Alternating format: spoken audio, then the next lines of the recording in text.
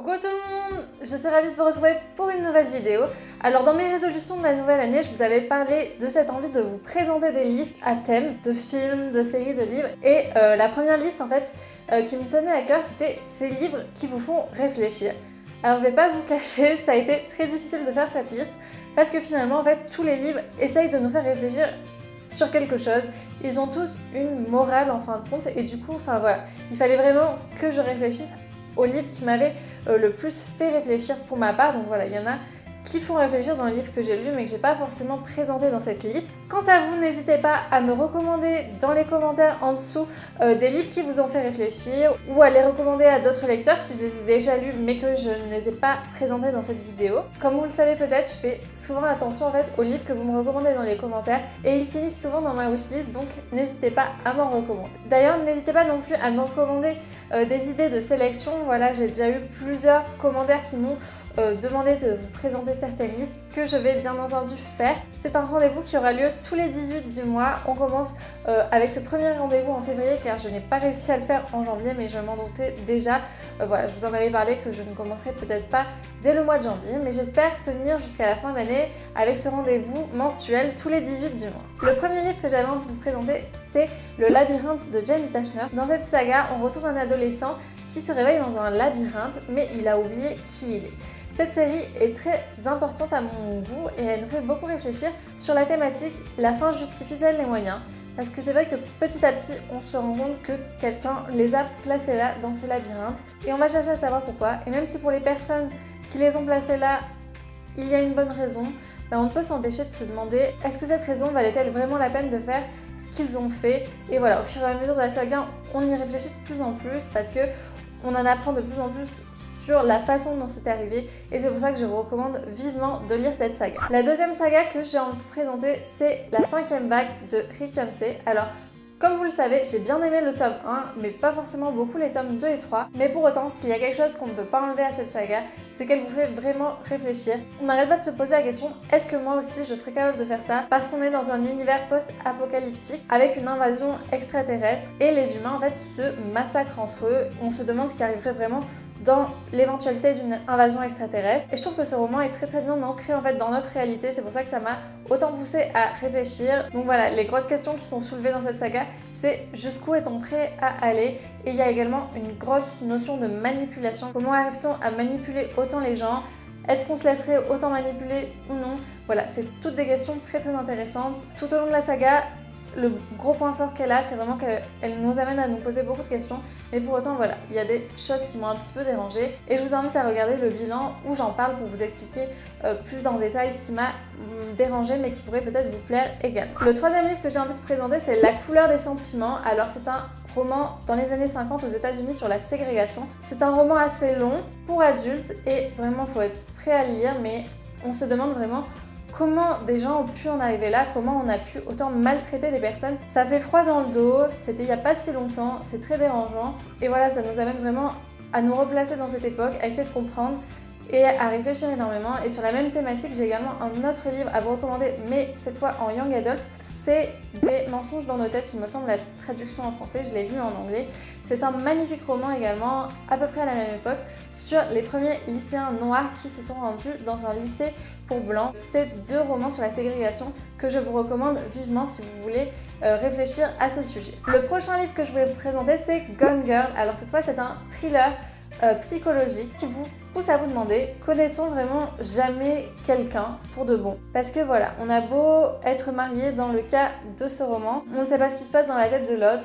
Et ça peut être assez effrayant voilà, quand on lit ce genre de roman. Également, moi, ça m'a beaucoup fait réfléchir sur la justice parce que voilà, le personnage est pris dans un piège. On se demande, est-ce que la justice sait-elle vraiment démêler le vrai du faux? Voilà, ça fait assez peur quand on y réfléchit, mais j'ai trouvé que le roman était très bien amené sur ce point de vue, même si j'ai pas forcément été fan de tout le reste du livre.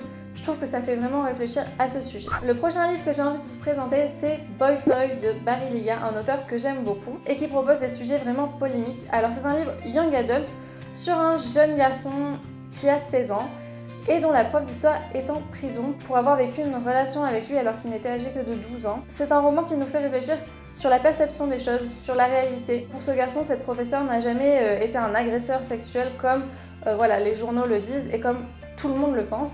Lui, il était vraiment amoureux d'elle et ça nous montre que la vérité n'est pas si facile, que personne n'est tout blanc, tout noir. Voilà, la vérité est plutôt dans une espèce de zone de gris. Ça nous pousse vraiment à réfléchir à la façon dont on voit les choses, dont on juge l'actualité. C'est un roman qui remet pas mal de choses en perspective. Il m'avait beaucoup marqué et c'est pour ça que je vous le recommande vivement. Je vais maintenant vous présenter un autre roman sur une thématique complètement différente. Il s'agit de It's Kind of a Funny Story. En film, il me semble que c'est une drôle d'histoire. En livre, je crois que c'est Tout plutôt qu'être moi. C'est publié aux éditions La Belle Colère que j'aime beaucoup. Ce livre nous présente la dépression chez un adolescent et sa vie à l'hôpital psychiatrique. Pourtant, c'est un roman assez léger et plutôt bien amené, très drôle. Pas du tout lourd à lire, mais pourtant il nous amène quand même vraiment à réfléchir et à envisager un peu la vie dans l'hôpital, la dépression, à essayer de comprendre ce que c'est, et c'est pour ça que je pense que c'est un roman Young Adult très important à lire. Également dans la littérature Young Adult sur les problèmes psychologiques, je peux vous parler de Made You Up, que j'ai beaucoup aimé, cette fois chez la collection R. C'est un roman sur la schizophrénie, et voilà, c'était la première fois que je lisais un roman sur cette thématique, et je trouve que l'auteur gère vraiment très bien son personnage, et nous amène à voir le monde de ses propres yeux et à essayer de comprendre comment un schizophrène pourrait voir le monde. Alors je ne sais pas du tout si c'est réaliste ou pas, mais moi en tout cas ça m'a beaucoup fait réfléchir et comprendre plus de choses sur cette maladie qui m'était un peu inconnue jusque-là. Pour moi j'avais vraiment des très gros préjugés, je ne savais pas vraiment à quoi ça correspondait, juste qu'une personne avait plusieurs personnalités, des grosses sautes d'humeur. Mais j'ai compris beaucoup plus de choses et je vous recommande vraiment de le lire. Dernier Young Adult sur les problèmes psychologiques, c'est 13 raisons pourquoi de Jay Asher, il me semble. Alors c'est un roman sur le suicide. On commence dès le début avec une jeune fille qui s'est suicidée et qui laisse des lettres sous forme de cassettes aux personnes qui ont eu un impact en fait sur elle et qui ont en soi participé à son suicide malheureusement. Donc voilà, ça nous amène aussi à réfléchir, à se dire est-ce que ce que je suis en train de faire, même si moi ça m'a pas l'air d'être grand chose, peut amener à quelque chose de plus grave? Est-ce que ça peut avoir des graves conséquences? Je l'avais lu assez jeune, je pense que j'avais 12 ou 13 ans quand je l'avais lu et ça m'avait beaucoup marqué et je pense que ça peut vous marquer à tous les âges puisque je connais des gens beaucoup plus âgés qui l'ont lu et qui en ont pensé la même chose. D'ailleurs, c'est un roman qui est souvent étudié en cours aux États-Unis parce qu'il fait énormément réfléchir et qui parle du harcèlement scolaire contre lequel les États-Unis doivent lutter, même si c'est un problème qui arrive partout. Et je trouve que c'est un bon roman pour parler du sujet. Enfin, je vais vous présenter deux classiques. Alors le premier, c'est Lorenzaccio d'Alfred de Musset. C'est une pièce de théâtre qui parle de vengeance et je trouve que les personnages sont très complexes, l'histoire très complexe. Et ce que j'ai beaucoup aimé, c'est qu'on voit le personnage principal perdre un peu qui il est, perdre son objectif de vue tellement il est aveuglé par la vengeance. J'en avais pleuré pour lui parce que je trouve que c'est tragique d'en arriver là. C'est une pièce de théâtre qui se lit vraiment très rapidement et qui peut vous amener à réfléchir si vous prenez vraiment le temps de la lire et d'analyser les personnages ainsi que le décor.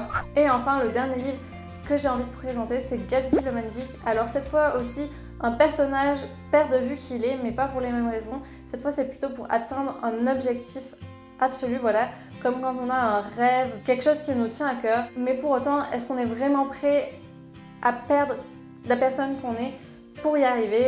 Et encore une fois, c'est un roman assez tragique parce que ça ne finit pas bien pour ce personnage qui a tout donné pour arriver à ce but ultime, mais on voit bien qu'il n'y arrive pas forcément et que ce n'est pas parce qu'il est arrivé là qu'il est forcément plus heureux. Ça remet pas mal de choses en question et ça peut vraiment vous chambouler. Si vous n'êtes pas prêt à lire le classique, ce que je peux envisager même s'il est assez court, il y a plusieurs films très bien réalisés sur le sujet et qui vous feront réfléchir tout autant. Voilà, c'est tout pour cette première sélection. Donc comme je le disais, il y a énormément de livres qui vous font réfléchir. Ce n'est qu'une partie des livres que j'ai lus et auxquels j'ai pensé parce que voilà, ils vous font réfléchir sur plusieurs thématiques différentes et je trouve ça assez intéressant. J'espère que ça vous aura donné envie de les lire si c'est ce que vous recherchez. Et on se retrouve le 18 mars pour une prochaine vidéo. Alors je tiens à préciser, je serai déjà en Angleterre en fait quand vous verrez cette vidéo.